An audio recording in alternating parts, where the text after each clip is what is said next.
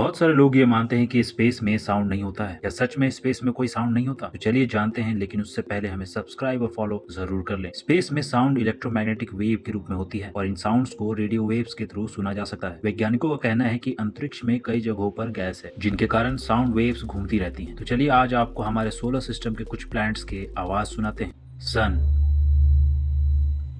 Venus, mercury, earth, Mars,